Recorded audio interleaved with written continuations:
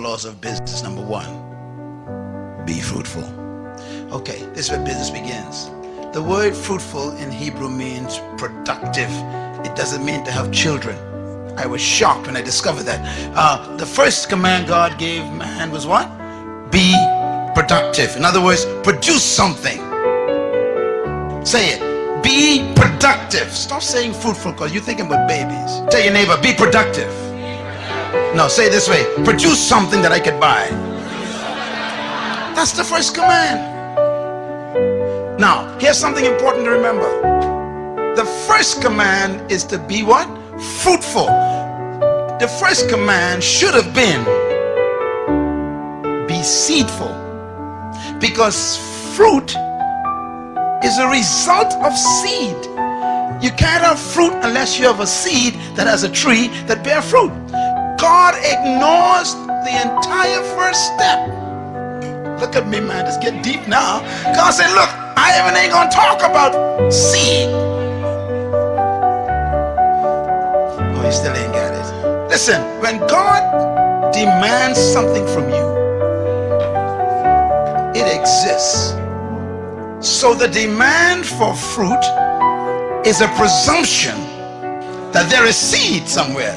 The number one reason why there's poverty in North Tulsa is not because of a lack of investors coming in, but a lack of productivity inside. Listen, listen. Here's how you measure a nation's wealth. Listen carefully.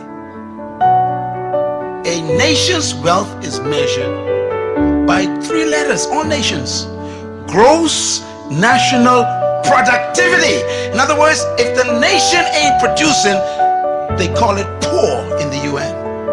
Money doesn't make you rich. Productivity does. That's why China is one of the biggest threats right now. Even though they may be poor, they are producing. What do most people in the North Tulsa do? Consume. You keep going to the bank to borrow money to buy stuff that isn't productive. I mean, if you're going to buy a vehicle, buy a truck so you can become one who collects garbage to produce a business. Don't buy a car to drive around in. That ain't productive. The command presumes that seed exists in you right now. There's a seed. It's your business.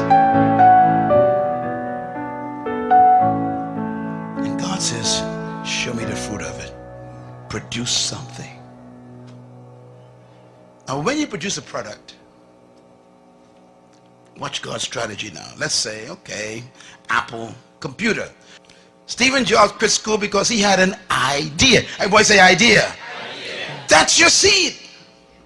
Your seed is the idea that won't quit. This guy had an idea. He went to visit a plant to see a computer. And he went and he saw this computer, and the computer was big as half of this room. He looked at it, he says, why can't they reduce that to the size of a desk? And he walked out. And he kept seeing visions of that great massive computer the size of a room on a desk. I wonder what you see that won't leave you alone. Write this down. Every problem is a business. I'm going to say it again. Every problem is a business. One man see bare feet, that's a problem. The other one see a shoe company, that's a business. One man see a hog island, that's a problem. Another man sees a resort, that's a business. Produce your seed, produce your fruit. And then the second command, multiply. You know, when you produce a product, then you got to reproduce it. If you cannot reproduce what you've produced, you're going to be poor. One of the keys of successful business is being able to reproduce your product 1,000,000 times more. Any good company that wants to succeed must be able to follow God's second command, to multiply. So that's why when you want to see, there was only one Burger King years ago, one restaurant that sold one Burger King. They refined, everybody say refined, they produced a fruit. Now, everybody makes burgers, but they produce a unique burger called a Whopper. Come on, somebody. Now, you make burgers at home, don't you? But when you want a Whopper, you go straight to Burger King.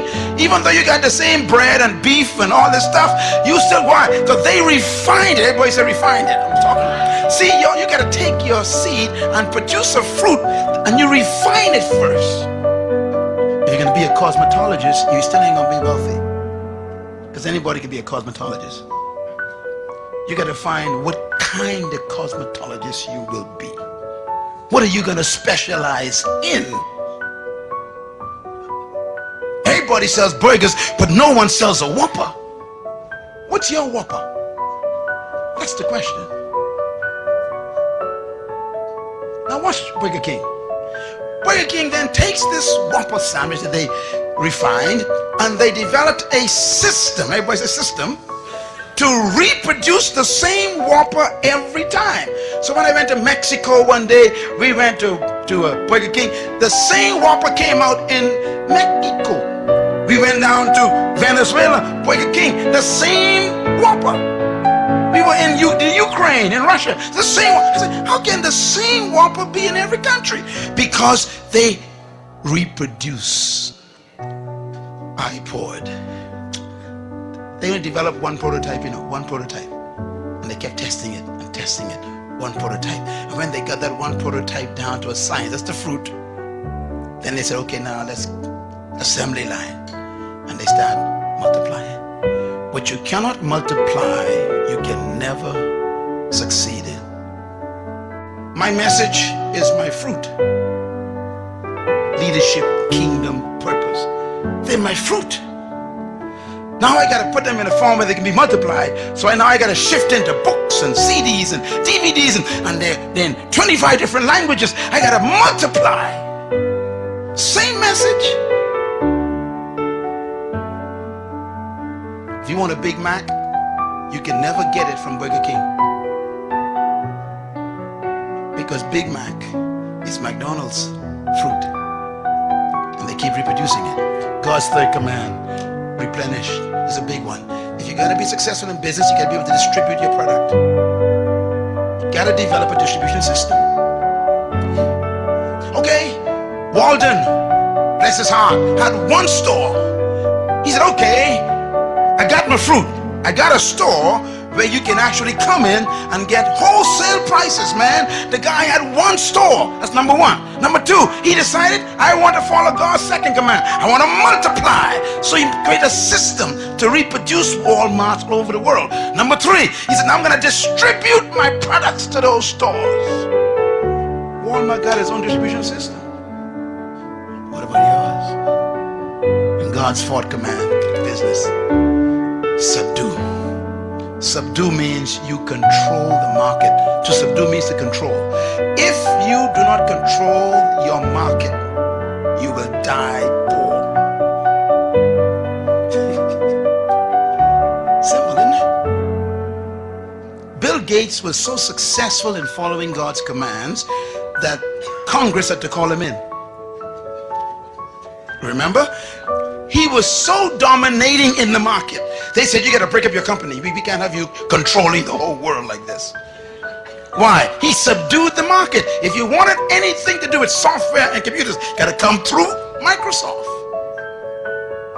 Can I put it another way?